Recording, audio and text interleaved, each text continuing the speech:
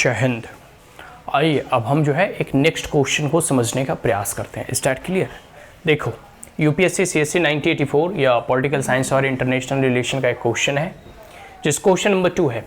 ठीक है, comment on the view that the study of comparative politics and government has become the parochial and descriptive rather than systematic and universal. देखो, सबसे पहले इसका जो इसके इर्द गिर्द पूरा का पूरा क्वेश्चन रिवॉल्व कर रहा है वह है कंपैरेटिव, ठीक है, पॉलिटिक्स। देखो, आप लोग जब पूरे के पूरे अगर यूपीएससी सीएससी की पॉलिटिकल साइंस के आप ऑप्शनल को पढ़ोगे तो उसमें एक है कि कंपैरेटिव स्टडीज। ठीक है, कंपैरेटिव स्टडीज मतलब तुलनात्मक अध्ययन। तो तुलना किससे करना है? दो देशों के मध्य में तुलना करना है, दो संस्कृतियों के मध्य में तुलना करना है, दो देशों की राजनीति के मध्य में तुलना करना है। ठीक है, तो जैसे एरिस्टोटल के बारे में आप पढ़ते हो तो लगभग उन्होंने 158 देशों के संविधान का वो निरीक्षण किया था या फिर उसका अध्ययन किए थे और कंपैरेटिव अध्ययन किए थे, मतलब तुलनात्मक उसका अध्ययन किए थे। ठीक है, और ठीक उसी प्रकार जब आप कंपैरेटिव पॉलिटिक्स पढ़ते हो तो दो देशों के मध्य में किस किस प्रकार की पॉलिसी है, क्या क्या जियोग्राफिकल फीचर्स हैं, क्या क्या जियो सोशियो इकोनॉमिक कंडीशंस हैं, किस प्रकार से ज्योग्राफी उस देश की इकोनॉमी और किस प्रकार से उस देश की इकोनॉमी उस देश की स्ट्रैटेजिक पॉलिसी और फॉरेन पॉलिसी निर्धारित करती है। तो बहुत सारे ऐसी फैक्टर्स हैं जिसे हम जब तुलनात्मक अध्ययन करते हैं, ठीक है, क्योंकि कह सकते हो ना कि एक समय के बाद और आप कह सकते हो कि द्वितीय विश्व युद्ध के बाद यह जो नेशन स्टेट का जो गठन था, जो कभी यूरोप तक ही सीमित था, वो पूरे के पूरे विश्व में फैल चुका है और लगभग वर्तमान में अभी 200 से भी अधिक राष्ट्र हैं। अब 200 से भी अधिक राष्ट्र हैं तो कई एक राष्ट्र जो है डेवलप्ड नेशन है, कई एक डेवलपिंग है, कई एक लिस्ट डेवलप्ड है। ठीक है, तो क्यों आखिर एक देश, कई बार आप ऐसा प्रश्न भी मन में उठता है कि अफ्रीका वगैरह में बहुत सारे रिसोर्सेज हैं लेकिन फिर भी वो इतना पिछड़ा क्यों है?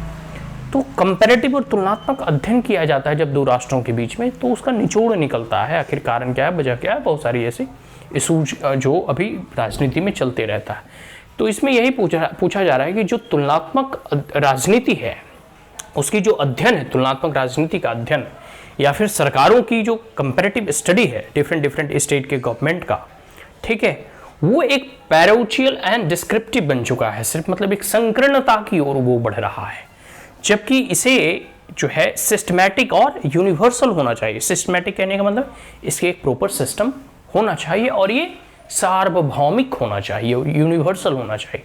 लेकिन आप देखोगे कि अक्सर जो डेवलप्ड नेशन के थिंकर या पॉलिटिकल साइंटिस्ट या पॉलिटिकल स्कॉलर होते हैं वो सिर्फ डेवलप्ड नेशन के ही कंपैरेटिव स्टडी करते हैं। फिर इसी प्रकार आप देखोगे तो जितने भी डेवलपिंग नेशन है या फिर जो आफ्टर वर्ल्ड वॉर 2 के बाद जो है इमर्जिंग नेशन स्टेट हैं उनको उन लोग पराया नज़रअंदाज कर देते हैं, मतलब उनको छोड़ देते हैं। कई बार आप देखोगे कि बहुत सारे एशियन ऐसे भी थिंकर हैं या पॉलिटिकल साइंटिस्ट या फिर स्कॉलर जो अपनी कंपैरिजन वेस्टर्न नेशन से तो करते हैं लेकिन कई बार जो है अफ्रीकन नेशन को छोड़ देते हैं। तो इस प्रकार से बहुत सारे अफ्रीकन नेशन के स्कॉलर फिर कहते हैं कि भाई हमारी उस तुलनात्मक अध्ययन में हमारी स्थिति का क्या, तो जो यूनिवर्सल कॉन्सेप्ट होना चाहिए, जो एक सिस्टम के तहत सिस्टमैटिक वे में स्टडी किया जाना चाहिए, वो एक पैरोचियल इन संकीर्ण मानसिकता की ओर बढ़ रहा है। और वो संकीर्ण होने कहने का मतलब है कि छोटे छोटे जो है राज्यों को जो है एकदम नज़रअंदाज किया जा रहा है। अपार्ट फ्रॉम डेमोक्रेटिक नेशन और भी अदर नेशन है जैसे कम्युनिस्ट फॉर्म ऑफ गवर्नमेंट है या बहुत सारे ऐसे नेशन है, उसको एकदम भुला दिया गया है। तो इस परिस्थिति में आप समझ सकते हो कि कैसे जो कंपैरेटिव राजनीति और सरकारों की जो अध्ययन है वो संकीर्णता की ओर बढ़ रहा है, जबकि इसे सिस्टमैटिक और जो है सार्वभौमिक यूनिवर्सल इन नेचर होने चाहिए था। अब है आप जो है कह सकते हो कि इसमें अपना व्यू दें, अपने विचार दें, अपने विचारों को व्यक्त करें और यह जो है कह सकते हो कि आप कुछ एग्जाम्पल्स के थ्रू, कुछ केस स्टडी के थ्रू आप दे सकते हैं कि कैसे तुलनात्मक राजनीति और सरकारों का अध्ययन संकीर्णता की ओर बढ़ रहा है, जबकि इसे सिस्टमैटिक और यूनिवर्सल होना चाहिए। तो आप 3 कंटिनेंट या 4 कंटिनेंट या 7 कंटिनेंट का आप मतलब कह सकते हो तुलनात्मक अध्ययन करके देखो आप 2 कंटिनेंट, एक तो जो कह सकते हैं नॉर्थ अमेरिका और साउथ अमेरिका, इन्हीं दोनों का पहले कंपैरिजन करो। फिर जो यूरोपियन नेशन है उसमें eastern European nation, western European nation में डिफरेंसेस हैं, इजंट इट?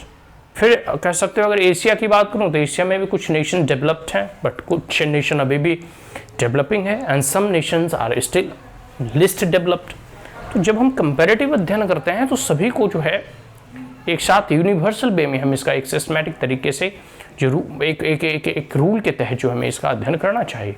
लेकिन कह सकते हो ना कि राजनीति में के जो विचारक होते हैं, स्कॉलर होते हैं, वो अपने अपने तरीके से जो है हर चीज़ का अध्ययन करते हैं। तो उनके अपने भी कह सकते हो कि पॉइंट ऑफ व्यू होता है, उनकी भी एक अपनी आइडियोलॉजी होती है, उनके भी अपने एक कंसर्न होते हैं। खैर वो एक चीज़ है, अलग है। यहाँ हम लोग जो है इस प्रश्नों का उत्तर देते समय इन बातों को ध्यान में रखते हुए कैसे सिस्टमैटिक और यूनिवर्सल होना चाहिए और इनमें क्या क्या एलिमेंट्स हैं इसको भी आप लिख सकते हैं। और study of comparative politics and government के ऊपर अपना कह सकते हैं अपना पॉइंट ऑफ व्यू, अपनी ओपिनियन, अपने विचार को रखें।